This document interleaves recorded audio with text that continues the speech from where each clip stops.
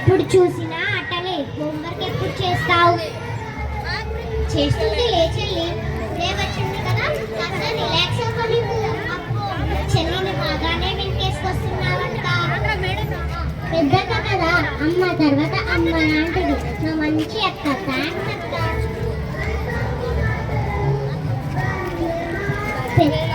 అవునక్క, చిన్న కంటే హోంవర్క్ చేస్తుంది. మరి నువ్వేం చేస్తున్నావు?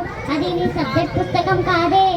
అవునమ్మా, ఇది నా సబ్జెక్ట్ పుస్తకం కాదు, ఇది భగవద్గీత. దీన్ని చదివే అలవాటు చాలా మంచిది. అసలు ఈ పుస్తకాన్ని ఎలా నమ్మాలి? ఒక మలినపడిన కుండలో రోజు నీళ్లు తీసుకురావడం వల్ల ఏం జరుగుతుంది? ఆ కుండ శుభ్రపడుతుంది కదా. అలాగే స్వాతంతో నిండి ఉన్న మన మనస్సు కూడా ఈ భగవద్గీతని చదవడం వల్ల అలాగే శుభ్రపడుతుంది. అవునా? ఆ శుభ్రపడిన కుండలో నుంచి వచ్చే నీళ్లు కూడా మనకి తాగడానికి ఎలా ఉపయోగపడుతుందో, శుభ్రపడిన మనస్సు నుంచే వచ్చే మాటలు కూడా ఇతరులకి అలాగే ఉపయోగపడుతుంది. అవునా? అసలు ఎలా నమ్మాలి భగవద్గీతని? చదివితే మంచి జరుగుతుందని. ఓ, ఇందాక షాప్కి వెళ్ళి పాల ప్యాకెట్ తీసుకొచ్చావు కదా, అందులో ఎన్ని పాలు ఉన్నాయి? లీటర్. ఎలా చెప్తున్నావు? అదేంటక్క, పాల ప్యాకెట్ పై రాసుంటుంది కదా. అంటే ఆఫ్టర్ ఒక కంపెనీ తయారు చేసిన ప్రొడక్ట్ పై ఉన్నదే మనం నమ్ముతున్నామంటే సాక్షాత్తు ఆ శ్రీకృష్ణ భగవానుడి నోటి నుంచి వెలువడిన అమృతతుల్యమైన మాటలు, ఆ వ్యాసమహర్షిచే రచించబడిన చతుర్వేదాల సారమే ఈ భగవద్గీతని మనం నమ్మలేమా? చతుర్వేదాలంటే ఏంటక్క? చతుర్వేదాలంటే మన పురాణాల ప్రకారం 4 వేదాలు ఉంటాయి. అందులో మొదటిది ఋగ్వేదం, రెండవది యజుర్వేదం, మూడవది సామవేదం, నాలుగవది అథర్వణ వేదం. ముద్దుల నా చెల్లెళ్ళు, ఒక్క మాటలో చెప్తాను వినండి. ఒక ఎలక్ట్రిక్ బొమ్మ కొన్నప్పుడు దాన్ని ఎలా ఉపయోగించాలో ఒక మాన్యువల్ ఇస్తారు కదా. ఆఫ్టర్ ఒక బొమ్మకే మాన్యువల్ ఉన్నప్పుడు ఇంత ఉత్తమమైన మానవ జన్మకు ఒక మాన్యువల్ ఉండాలి కదా. ఆ మార్గదర్శకత్వాన్ని చూపే చతుర్వేదాల ఈ భగవద్గీత. అమ్మో, ఇంత గొప్ప భగవద్గీత అని ఎవరికి చెప్పారక్క? నేను చెప్తాను చెల్లి, విను. కురుక్షేత్ర యుద్ధంలో తన వాళ్ళతోనే యుద్ధం చేయాలి అనే బాధలో ఉన్న అర్జునుడికి శ్రీకృష్ణుడు ఈ భగవద్గీతని బోధించాడు. ఆ సన్నివేశాన్ని నేను అక్క నీకు చెప్తాను, విను చెల్లి, సరేనా? సరే అక్క. కృష్ణ కరుణా సింధు దీనబంధు ఆపద్బాంధవా పాహి మాం.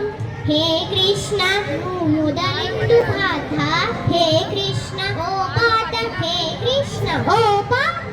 ఎదురున భయమైందియా, నేనున్న వెంగేలయా. హే కృష్ణ ఎమి పాత, హే కృష్ణ ఎమి పాత. ఈ ధర్మ నాకేలయా, ధర్మాన్ని కాపాడయా. వాళ్ళు మా వాళ్ళు చుట్టాలులే, ధర్మరాను చుట్టదికమే చెల్లదే, నాని సాధించరా. వద్దులే మాధవ అగు కృష్ణ పదపాత, అగు కృష్ణ పదపాత. స్నేహితులు కావచ్చు, సమరమున చావచ్చు. ఓ దేవదయ చూపయా, నీలోన శాకము నీ బ్రతుకు క్షణికము. ఓ నమున భ్రమ వీడయా, ఈ బాధపడలేను, భ్రమతాలు విడలేను. కృష్ణ ఈ చావులేందుకు, చచ్చేది ఈ బొంది ఆత్మకేమి పంది. ప్రతి చావు మళ్ళీ పుట్టకకే, నే చంపలేనయా రాణి అపజయం. సైనికుడు నీవయ్య నీదుత్తిరణమయా. నాకేల కృష్ణయ్య ఈ రాజ్యభోగాలు, ఉపయోగమే లేని వైరాగ్యమిక చాలు. నరకంగా తోస్తోంది నాకిప్పుడు జగమంతా, జగం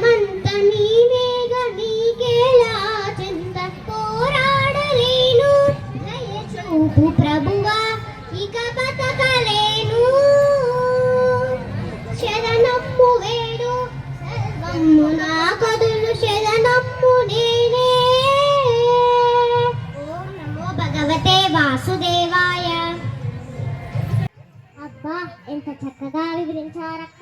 సాక్షాత్తు శ్రీకృష్ణుడు నా ముందు ఉన్నట్టుంది. అది సరే గాని అర్జునుడు తన వాళ్ళతోనే యుద్ధం చెయ్యలేని సందర్భంలో శ్రీకృష్ణుడు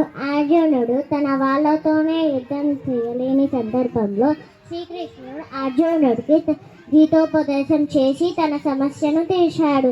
కానీ ఇంకా ఈ భగవద్గీతని ఎవరెవరు చదవచ్చు? అందరూ చదవచ్చా? కొందరే చదవచ్చా? ఓ మంచి ప్రశ్న అడిగారు చెల్లి.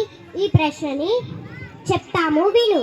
భగవద్గీత ఎవరు చదవాలంటే విద్యార్థి క్రమశిక్షణకు, యువకుడు ఎలా జీవించాలో తెలియడం కొరకు, వృద్ధుడు ఎలా మరణించాలో తెలియడం కొరకు, అజ్ఞాని జ్ఞానం కొరకు, విద్యావంతుడు వినయం కొరకు, ధనవంతుడు దయ కొరకు, దుర్బలుడు బలము కొరకు, కలలు గన్నవాడు సాధించుట కొరకు, బలవంతుడు దిశానిర్దేశం కొరకు, వినయవంతుడు ఔన్నత్యం కొరకు, అలసినవాడు విశ్రాంతి కొరకు, అశాంతిగా ఉన్నవాడు శాంతి కొరకు, అన్వేషి మోక్షం కొరకు, పాపి పాప ఉంటు కొరకు, మానవుడు మార్గదర్శనం కొరకు.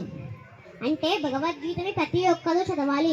భగవద్గీత చదవడం వల్ల భగవద్గీత మనకి మంచి మార్గాన్ని చూపించి మంచి నడవడిని అందిస్తుంది. అమ్మో, ఇన్ని విషయాలు మీకు ఎలా తెలుసక్క? మాకు అమ్మా నాన్నలు చెప్పారు, మేము నీకు చెప్పాము, నువ్వు ఇంకొకరికి, వాళ్ళు ఇంకొకరికి చెప్పడం వల్ల నలుగురికి పంచిన మంచిని నలుగురికి పంచిన వాళ్ళం అవుతాం చెల్లి. అవునక్క, ప్రతి ఇంట్లో మంచి చెప్పే పెద్దవాళ్ళు ఉండడం వల్ల సమాజంలో జరిగే దుర్మార్గాలకు అరికట్టవచ్చు. అవునమ్మా, ఆ మాపు మనతోనే మొదలవ్వాలని ఈ స్క్రిప్ట్ను రూపొందించాము. ఈ స్క్రిప్ట్ పూర్తి చేసే ముందు భగవద్గీత మొదటి శ్లోకాన్ని చెప్పబోతున్నాము.